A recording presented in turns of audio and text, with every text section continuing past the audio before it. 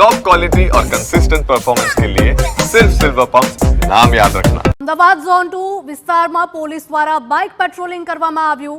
માધુપુરા, શાહપુર, રાણીપ અને ચાંદખેડા વિસ્તારમાં પેટ્રોલિંગ કરવામાં આવ્યું હતું। 100 બાઇક પર 200 જેટલા પોલીસ કર્મીઓએ પેટ્રોલિંગ કર્યું હતું।